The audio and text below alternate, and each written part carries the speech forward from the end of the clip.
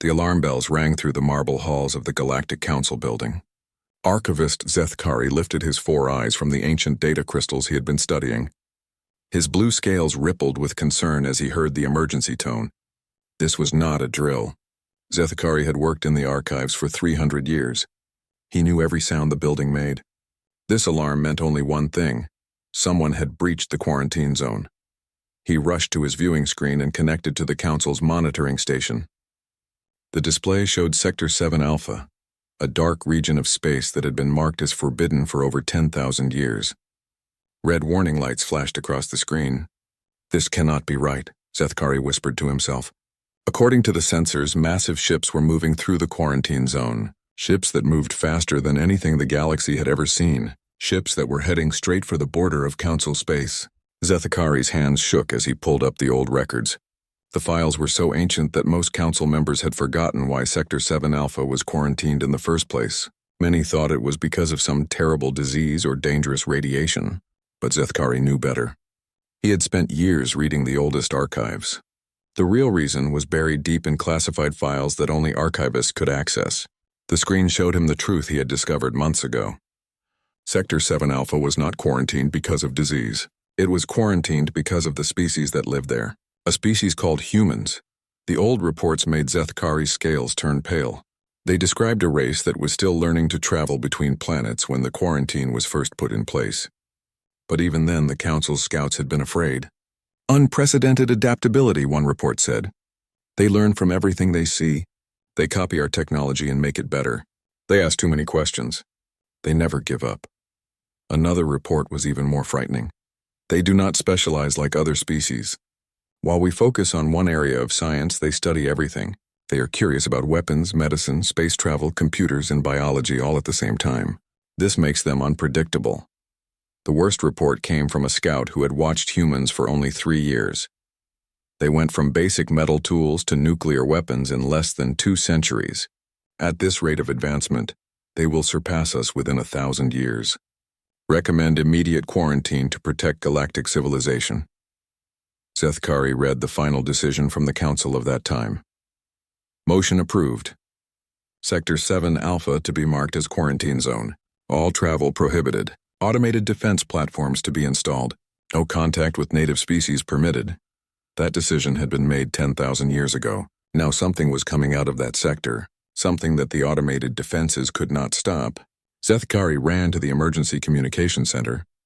Council Security Chief Raktosh was already there, his 6 arms moving rapidly across multiple control panels. His red skin had turned almost black with stress. Chief Raktosh, Zethkari called out. I have information about the quarantine zone. Not now, Archivist, Raktosh growled. We have 17 unknown vessels moving toward the Kepler border station. They are traveling at speeds that should be impossible. Our platforms cannot even get a weapons lock on them. But you need to know what is in those files, Zethkari insisted. The quarantine was not put in place to keep something out. It was put in place to keep something in. Raktosh stopped working and turned to face him. What are you talking about? Humans, Zethkari said quietly. The quarantine zone contains a species called humans. They were primitive when we locked them away, but the old report said they learned too quickly. They adapted too fast. That was 10,000 years ago, Raktosh said. Even if they survived, they would still be primitive. Zethkari pulled up the old reports on the security station screen. Look at their advancement rate. In just 3 years of observation, they progressed from simple tools to nuclear technology. What could they have accomplished in 10,000 years? Raktosh read the reports. His black skin began to show patches of deep purple, the color of fear among his people. You think those ships are human? He asked. Before Zethkari could answer, a new alarm began to sound. This one was different. It was the first contact alert. A young communications officer ran up to them. Her voice was shaking. Chief, we are receiving a transmission from the unknown vessels. Put it through, Raktosh ordered. The main screen flickered to life. The image showed the interior of a spacecraft. Standing in the center was a being that looked very different from any known species. It walked on 2 legs, had 2 arms, and its face was pale with small features. Dark hair covered the top of its head. When it spoke, its voice was calm and friendly. Greetings to the Galactic Council. My name is Captain Sarah Chen of the United Earthship Indomitable. I represent humanity and the United Earth Federation. We have been watching your civilization for some time now, and we believe it is time for formal contact. We request permission to approach your border station and open diplomatic relations." The transmission ended. Silence filled the communication center. Everyone stared at the blank screen. "Did she say they have been watching us?" Fraktosh whispered. Zethkari felt his heart beating faster. The quarantine was supposed to keep them isolated. How could they have been watching us? Another officer ran up to them. "Chief, our sensors are detecting something impossible. Those human ships are scanning our entire defense network. Their scanners are penetrating shields that should block any known technology." "How is that possible?" Fraktosh demanded. "We do not know, sir. But there is more. We are detecting technology signatures from at least 12 different council species on those ships. Corvani energy cores, Thexian shield systems, Zephyrian weapons, and others. But they are all modified in ways we have never seen." Zethkari looked at the old reports again. One line stood out to him now. "They copy our technology and make it better." "Chief," he said slowly, "I think we made a terrible mistake 10,000 years ago." "What do you mean?" "We thought the quarantine would keep the humans from becoming a threat. But what if it did the opposite? What if it gave them time to study us from a distance? What if they learned about all our technologies by watching our communications and scanning our ships that passed near the zone?" Fraktosh's skin turned completely purple. "You mean they have been preparing for this moment for 10,000 years? Another alarm began to sound. This time it was the proximity alert. The human ships had reached the border. On the screen, they could see the massive vessels hanging in space near the Kepler border station. They were beautiful and terrifying at the same time. The ships looked like they had been built by combining the best designs from every known species, but changed in ways that made them look more elegant and more dangerous. "Chief," the communications officer said, "Captain Chen is requesting permission to dock at the border station. She says she has a delegation ready for formal first contact procedures." Fraktosh looked at Zethkari. "What do we do?" Zethkari thought about the old reports. About a species that learned from everything. About beings who never gave up and always found a way to improve. "I think," he said quietly, "we find out what humanity has become." Captain Sarah Chen stood on the bridge of the UES Indomitable, watching the alien space station grow larger on the main screen. After 10,000 years of preparation, humanity was finally about to make official contact with the Galactic Council. "Captain," said Commander Torres from the navigation station, "the station is requesting that we dock at Bay 7. They are transmitting standard quarantine and decontamination procedures." Sarah almost smiled. The aliens still thought humans might be carrying diseases or dangerous materials. They had no idea what humans had really become during their long isolation. "Acknowledge their request, Commander. Begin docking procedures." The Kepler border station was impressive by galactic standards. It was 3 kilometers long and housed diplomatic facilities for over 50 different species. But to human eyes, it looked primitive. The design was inefficient, the power systems were outdated, and the defensive capabilities were laughable. "Dr. Kim," Sarah called to her science officer, "are you reading their technology levels?" "Yes, Captain," replied Dr. Kim, her fingers dancing across her control panel. "Their computer systems are approximately 4,000 years behind our current technology. Their power generation is less efficient than our backup systems, and their sensors—" She paused and looked up with surprise. "Captain, they cannot even see through our basic stealth coating." Sarah nodded. This was exactly what the Earth Council had expected. For centuries, humans had been intercepting galactic communications that leaked through the quarantine barrier. They had studied every piece of technology, every scientific discovery, and every cultural development that the galaxy had produced. But humans had not just copied what they learned. They had improved it. "Captain Chen," came a voice from the communication station, "we are receiving a transmission from the station commander. Admiral Kethvar requests permission to board our ship for the formal first contact ceremony." "Tell the Admiral that we would be honored to receive him," Sarah replied. "But inform him that we prefer to conduct the meeting on neutral ground. We will meet in their diplomatic center." 20 minutes later, Sarah and her team materialized in the station's transport bay. The aliens had not expected humans to have teleportation technology. The station's security chief, a large reptilian being with multiple arms, jumped back in surprise when the humans appeared in a shimmer of blue light. "Greetings," Sarah said, stepping forward with her diplomatic team. "I am Captain Sarah Chen. This is my first officer, Commander Torres, our science officer, Dr. Kim, and our cultural specialist, Dr. Park." The reptilian being recovered from his surprise and stepped forward. "I am Security Chief Raktosh. Welcome to Kepler Station. Admiral Kethvar is waiting for you in Conference Room 1. As they walked through the station corridors, Sarah noticed how the aliens stared at her team.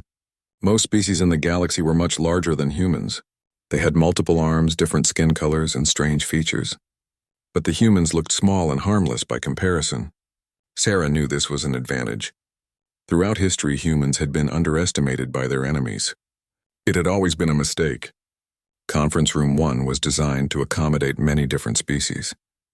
The ceiling was high, the chairs could adjust to different body types, and the atmosphere could be modified for different breathing requirements. Admiral Kethvar was waiting for them. He was a proud-looking being with blue skin and 4 arms. When he spoke, his voice was deep and commanding. "Captain Chen," he said, "on behalf of the Galactic Council, I welcome humanity to the galactic community. We hope that this first contact will lead to peaceful relations between our civilizations." Sarah smiled. "Thank you, Admiral. Humanity is very excited to finally meet our galactic neighbors in person." "In person?" Admiral Kethvar looked confused. "This is your first time leaving your home system, is it not?" "Oh no," Sarah replied calmly. "Humans have been traveling throughout the galaxy for over 2,000 years. We have visited hundreds of star systems and observed dozens of different civilizations. We just never made official contact before now." The room fell silent. Admiral Kethvar's blue skin began to show darker patches. "That is impossible," he said. "The quarantine zone has been monitored for 10,000 years. Nothing has entered or left that sector." Dr. Park stepped forward. "With respect, Admiral, your monitoring systems were designed to detect ships using galactic standard technology. Human ships use different principles. We learned early on how to avoid your sensors." Commander Torres activated a small device on his wrist. The holographic display showed a map of the galaxy with thousands of small dots marking human exploration missions. "These are just our official survey missions over the past millennium," he said. "We have detailed files on most Council species, including your military capabilities, technological development, and cultural practices." Admiral Kethvar stood up quickly, his 4 hands moving to his weapon belts. "You have been spying on us?" "Learning from you," Sarah corrected gently. "Humans are naturally curious. When we discovered the galactic community through your communication signals, we wanted to understand everything about you, your mathematics, your science, your art, your philosophy. It was all fascinating to us." Security Chief Raktosh had been quietly reading a datapad during the conversation. Now he looked up with alarm in his eyes. "Admiral," he said quietly, "I am receiving reports from our technical teams. They have been analyzing the human ships while we have been talking." "What have they found?" Admiral Kethvar demanded. "Sir, their ships contain technology from dozens of our member species, but it has all been modified and improved. Their energy cores are based on Corvani designs, but they produce 3 times more power. Their shields use Thexian principles, but they are much stronger. Their weapons appear to combine elements from at least 8 different species." Dr. Kim smiled. "Humans have always been good at taking existing ideas and making them better. We saw no reason to invent everything from scratch when you had already done so much excellent work." "But how?" Admiral Kethvar asked. "How did you obtain our technology?" "We watched," Sarah said simply. "We listened. We learned. Every time one of your ships passed near the quarantine zone, we scanned it. Every time you broadcasted scientific data, we analyzed it. Every time you published research, we studied it and figured out how to improve it." "For 10,000 years you have been studying us?" Raktosh asked.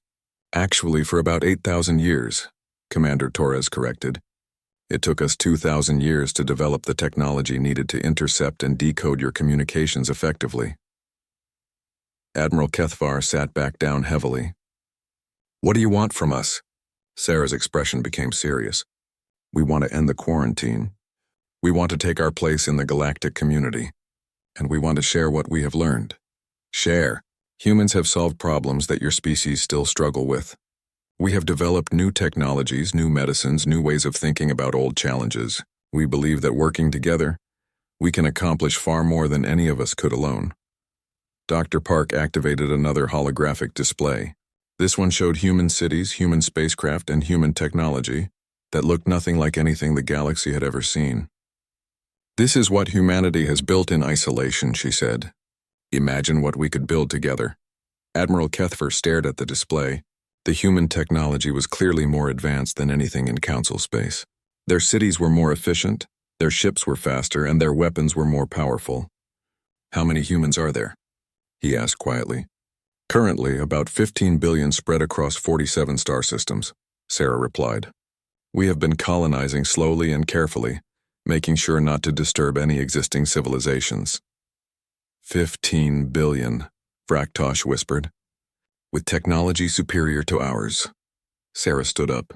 "Admiral Kethvar, I understand that this is a lot to process. Humanity does not wish to threaten anyone. We simply want to end our isolation and join the galactic community as equals." "Equals?" Admiral Kethvar looked at the human displays again. "Captain Chen, I do not think you understand. Based on what you have shown us, humanity is not our equal. You are our superior." Sarah's smile was kind but confident. "Then perhaps it is time for the galaxy to learn from us the way we learned from you." The revelation.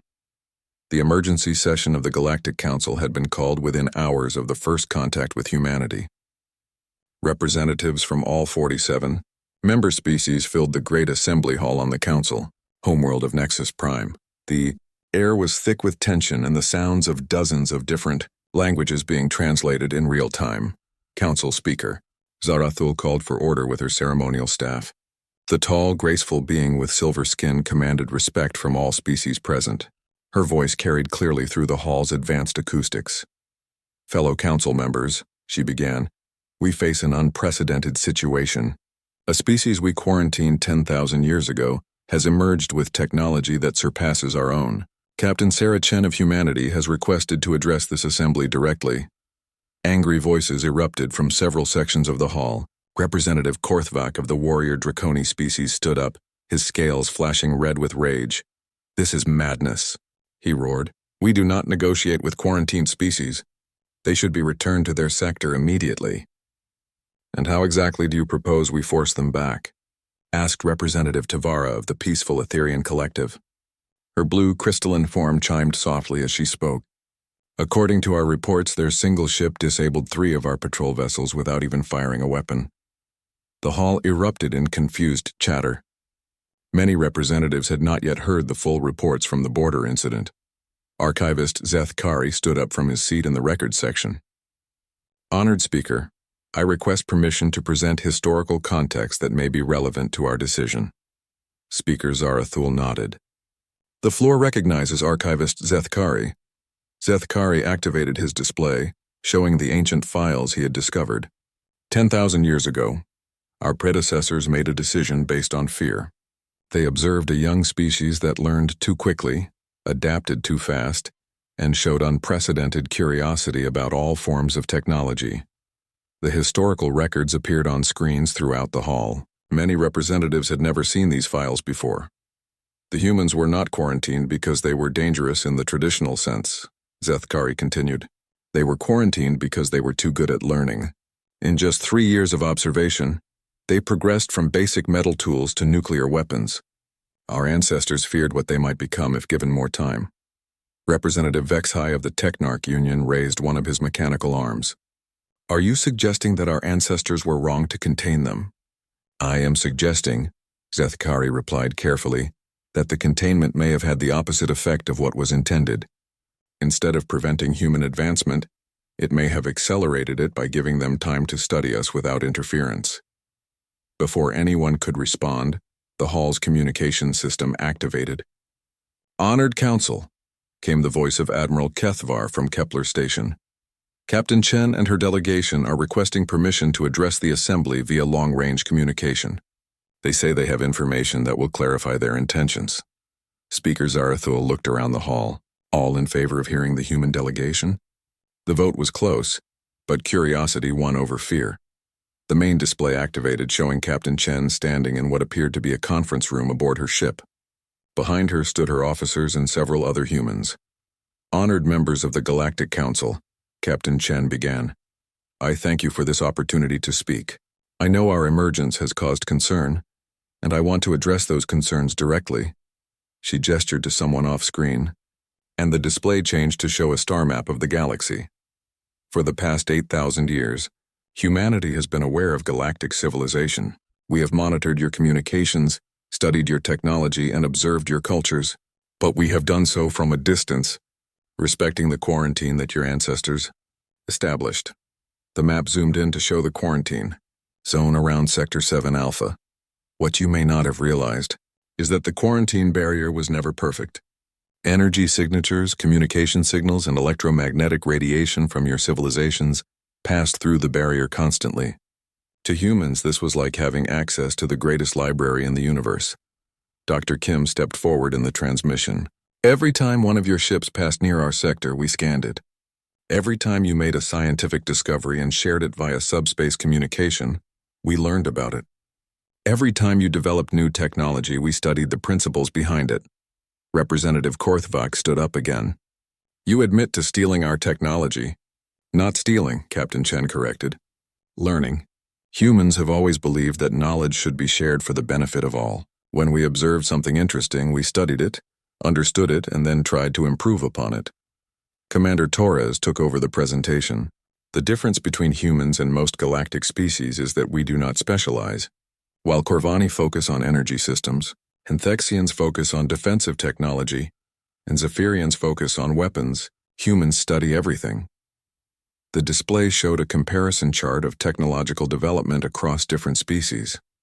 This is why human technology appears to be a combination of everyone else's work, Dr. Park explained. We took the best ideas from each species and combined them in new ways. A Corvani energy core with Thexian efficiency improvements and Zephyrian miniaturization techniques can produce a power system that outperforms any single species design. Representative Tavara's crystalline form chimed with concern. But this means you have been preparing for this contact for millennia. How do we know your intentions are peaceful? Captain Chen's expression became serious. Because if our intentions were hostile, this conversation would not be taking place. You would already know the answer. The hall fell silent at the implication. Humanity has had the capability to leave the quarantine zone for over 3,000 years. Captain Chen continued. We have had weapons capable of threatening galactic civilization for 2,000 years. If we wanted to conquer the galaxy, we would have done so long ago. She gestured again, and the display showed images of human colonies and cities. Instead, we used our time in isolation to solve the problems that have plagued our species since we first learned to think. We ended war, poverty, disease, and environmental destruction on our worlds. We learned to work together as a species instead of fighting among ourselves. Dr. Kim added, we studied not just your technology, but your cultures, your philosophy, your art, and your history. We learned from your successes and your mistakes. We especially studied the wars that have torn the galaxy apart for millennia. Wars that continue today, Captain Chen said pointedly, looking directly at Representative Korthvak. The Draconi-Zarian conflict has been ongoing for 600 years. The frontier wars have displaced billions of beings. The resource disputes in the Outer Rim have created refugee crises across 12 sectors. The display showed current galactic conflicts and their casualties. Humanity has developed solutions to these problems, not just technological solutions, but social and political ones. We want to share these solutions with the galaxy. Representative Zoltar of the Economic Syndicate leaned forward. And what do you want in return? Captain Chen smiled. Recognition as equals in the galactic community. The right to trade, to explore, to learn, and to contribute to galactic civilization. We want to end the quarantine and take our place among the stars. As equals? Representative Korthvak laughed harshly. You have already demonstrated that you are superior to us in every way. Why would you settle for equality? Because equality is what builds strong civilizations, Captain Chen replied. Dominance creates resentment and rebellion. Cooperation creates prosperity and progress. Humanity learned this lesson long ago. Speaker Zarathul stood up. Captain Chen, you speak of cooperation, but you also demonstrate capabilities that frankly terrify many of our members. How can we trust that humanity will not use its advantages to control us? Captain Chen was quiet for a moment, then nodded to someone off-screen. The display changed to show detailed technical specifications of human technology. Because we are giving you our technology freely, she said. These are the complete plans for human energy systems, defensive technologies, medical advances, and agricultural improvements. We are transmitting them to your databases right now. The hall erupted in shocked voices. No species had ever shared their most advanced technology freely. Furthermore, Captain Chen continued, we are inviting scientific exchanges. Send your best researchers to our worlds.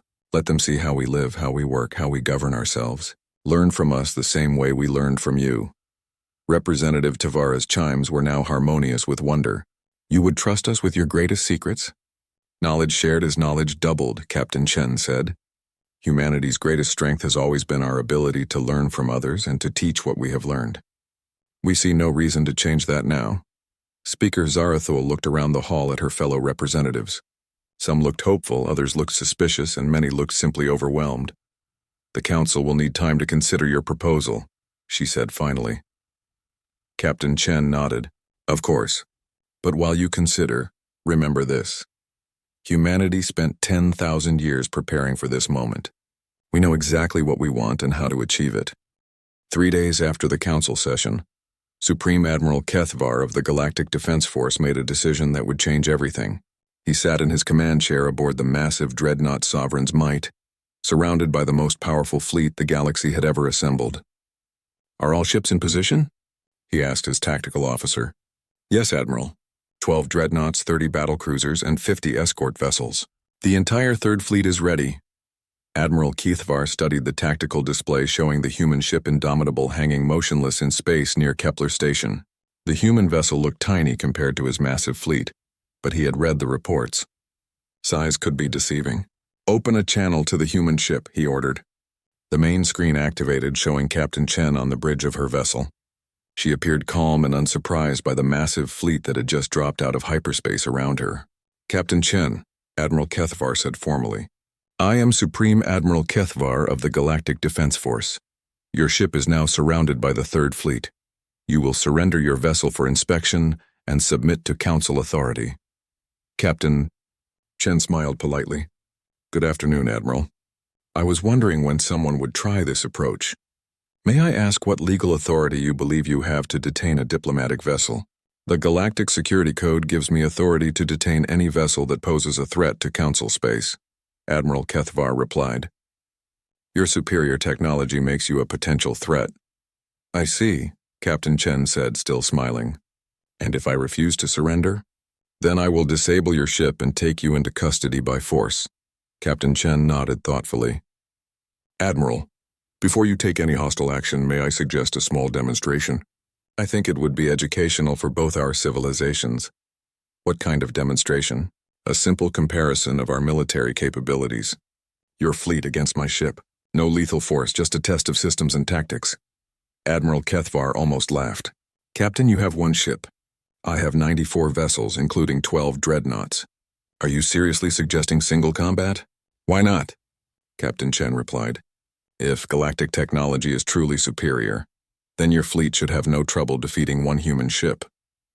And if human technology is superior, well, it would be better to learn that now rather than later. The bridge of the Sovereign's Might fell silent. Admiral Kethvar considered the proposal. If he destroyed the human ship easily, it would prove that their technology was not as advanced as claimed. If he had trouble, it would demonstrate human capabilities without risking major casualties. Very well, Captain, but understand that I will use overwhelming force if necessary. Understood, Admiral. Shall we begin? Admiral Kethvar turned to his tactical officer. All ships target the human vessel. Prepare to fire disabling shots only. I want that ship intact. Admiral, his sensor operator called out. I am detecting energy buildups throughout the enemy vessel.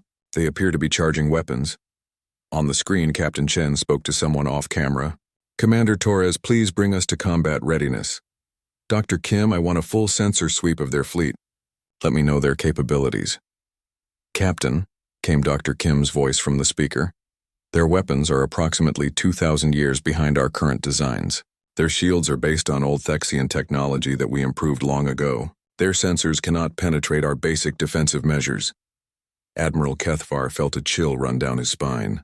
The humans were discussing his fleet's capabilities as if they were examining museum pieces. All ships open fire, he commanded. 94 galactic warships fired simultaneously. Beams of energy and streams of plasma lit up space around the human vessel. The attack was coordinated and overwhelming, more than enough firepower to destroy a small moon. The weapons struck the Indomitable and simply disappeared. The human ship's shields absorbed every shot without even flickering. Interesting, Captain Chen said calmly. Your energy weapons appear to be tuned to frequencies that our shields handle easily. Commander Torres, please return fire. Target their weapon systems only. The human ship fired once. A single beam of blue energy lanced out and somehow split into 94 separate streams. Each stream struck a different galactic vessel, and every ship in the fleet suddenly found its weapons offline. What just happened? Admiral Kethvar demanded. His tactical officer was staring at his instruments in disbelief. Sir, they hit all our ships simultaneously with some kind of energy weapon. It appears to have overloaded our weapon systems without damaging our ships. How is that possible? Captain Chen's voice came through the communication channel. Admiral, your weapons are now offline. Your shields are still functional, and your life support systems are undamaged. Would you like to continue this demonstration? Admiral Kethvar looked around his bridge. His crew was staring at their instruments with expressions of shock and fear.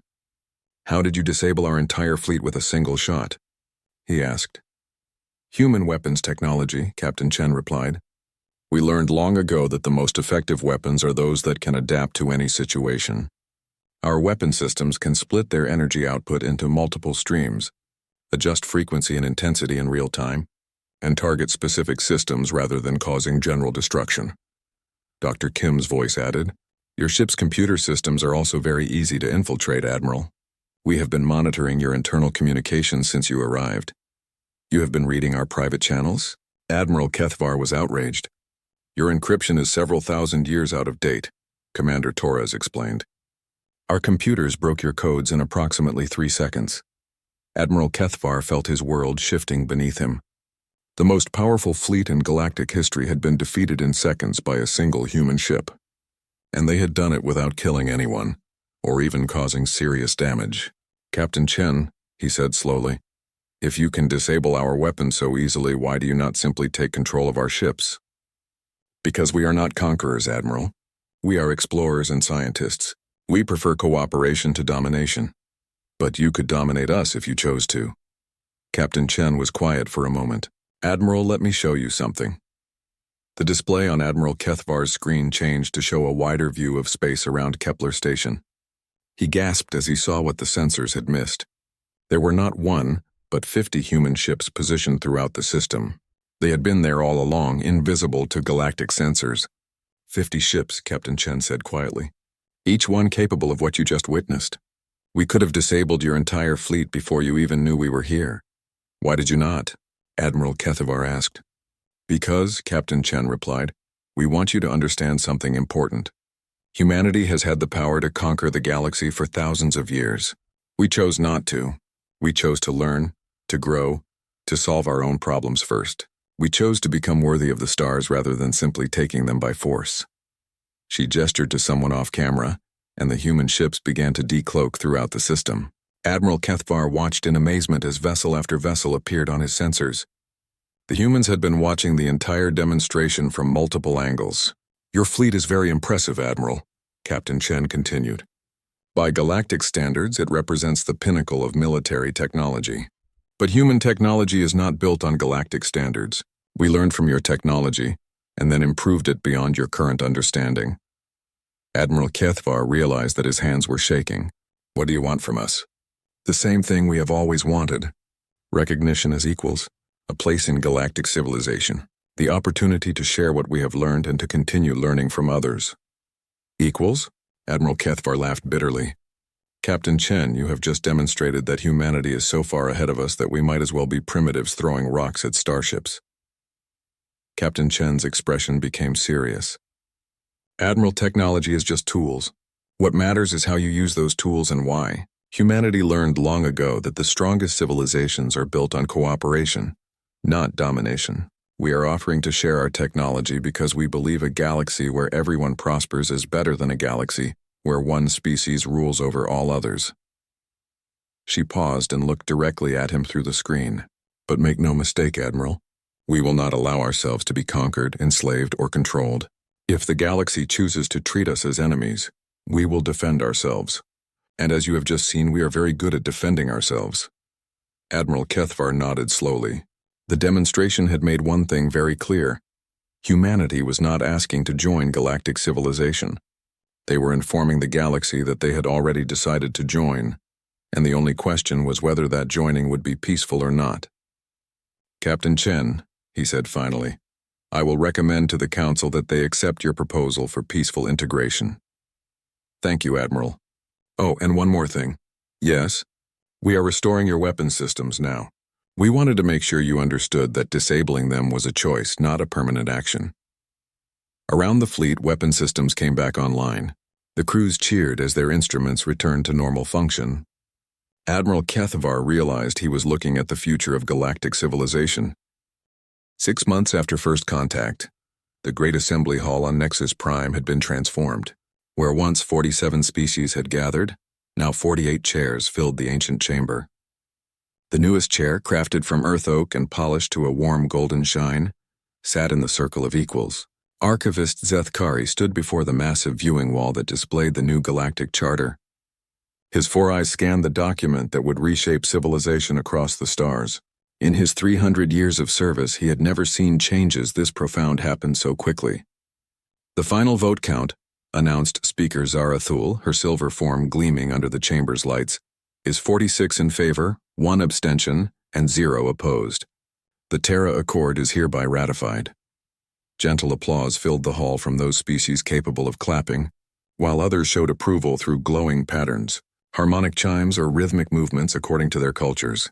Captain Sarah Chen rose from humanity's new seat, looking comfortable despite being the newest member of this ancient assembly. Her simple blue uniform contrasted sharply with the elaborate robes and ceremonial armor worn by other representatives.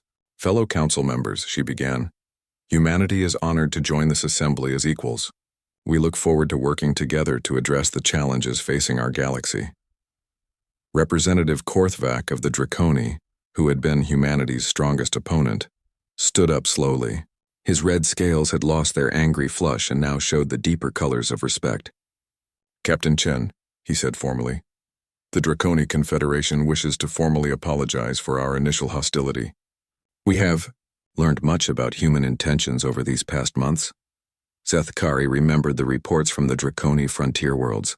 Human medical teams had arrived unannounced at refugee camps created by the 600-year war with the Zerion Empire.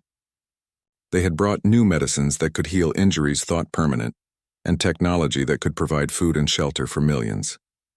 The humans had asked for nothing in return except permission to help. The apology is appreciated but unnecessary, Captain Chen replied. Caution in the face of the unknown is wisdom, not weakness. The Draconi response was entirely reasonable given the circumstances. Representative Tavara's crystalline form chimed with harmonious patterns. The Etherian Collective has a question about the technology sharing provisions of the Accord. Please proceed, Captain Chen said. Our scientists have been studying the human designs you provided. They estimate it will take us at least 50 years to fully understand and implement most of the technologies. How do we bridge this knowledge gap? Dr. Kim, who had been appointed as humanity's chief scientific liaison, stood up from the human delegation section. The Earth Science Council has established the Galactic Research Initiative, she announced. We are offering full university exchanges. Your best students can study on human worlds, and our students will study with your institutions. Additionally, we are assigning human research teams to work directly with each member species to accelerate technology transfer. Representative Zoltar of the Economic Syndicate raised one of his many tentacles. What about economic integration? Human technology could disrupt existing trade relationships. Commander Torres stepped forward. We have proposals for managed economic transition. Rather than flooding markets with human goods, we want to establish joint manufacturing ventures. Human technology combined with galactic expertise and resources. Everyone benefits, no one is displaced. Zeth Kari marveled at how thoroughly the humans had planned for every concern. In 6 months, they had presented solutions to problems that had plagued the galaxy for millennia. What about the military applications? Asked Representative Vexhai of the Technarch Union. Human weapons technology could destabilize the galactic balance of power. Supreme Admiral Kethvar, who had become an unexpected advocate for human integration, stood up from his advisory position. The humans have proposed the Mutual Defense Compact, he said. Rather than each species maintaining separate military forces, we create integrated defense fleets using human technology, but commanded by joint councils. No single species controls the most advanced weapons. Captain Chen nodded. Humanity has no interest in galactic military dominance. We prefer exploration to conquest. Our goal is to eliminate the wars that have torn the galaxy apart for thousands of years. Speaking of exploration, said Representative Cathara of the Navigators Guild, humans are requesting access to the forbidden sectors beyond the galactic rim. A murmur of concern rippled through the assembly. The outer rim contained mysteries and dangers that had defeated every previous exploration attempt. With human technology, Captain Chen said calmly, those regions are no longer forbidden. They are simply unexplored. Imagine what we might discover together. New worlds, new species, new knowledge that could benefit everyone. Speaker Zarathul consulted her notes. That brings us to the final matter, the quarantine protocols. The Terra Accord officially ends the isolation of Sector 7 Alpha. But what happens to the monitoring systems? We propose converting them into a research network, Dr. Kim said. The same sensors that monitored our sector can be used to study stellar phenomena, map dark matter distributions, and search for new habitable worlds. Zethkari accessed his personal files and smiled. The humans had even found a productive use for the very systems that had imprisoned them. Are there any final questions before we adjourn? Speaker Zarathul asked. Representative Wythgol of the Hive Collective spoke in the unified voice of his species. We have observed human behavior for 6 months. You give technology freely, offer help without payment, and ask only for equality. Why? Captain Chen was quiet for a moment, considering her answer carefully. Because, she said finally, humanity learned something during our long isolation.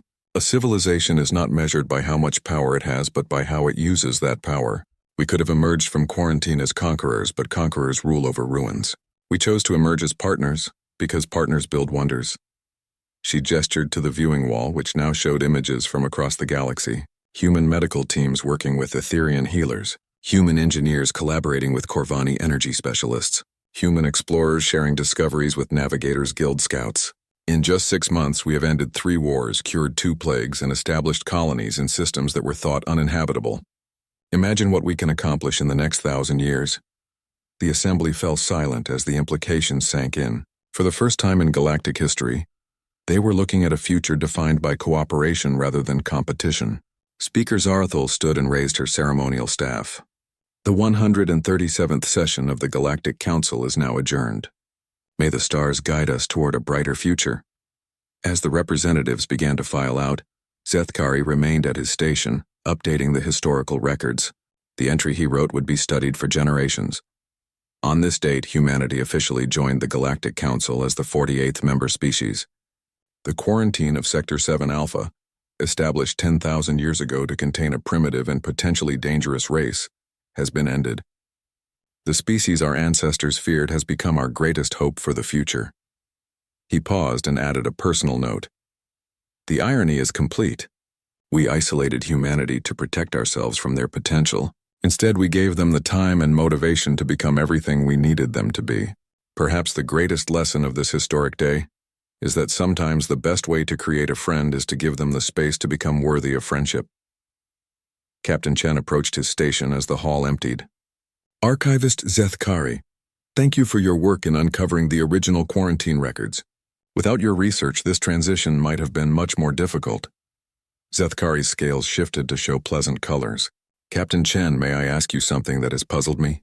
Of course. Your species had the power to break the quarantine thousands of years ago.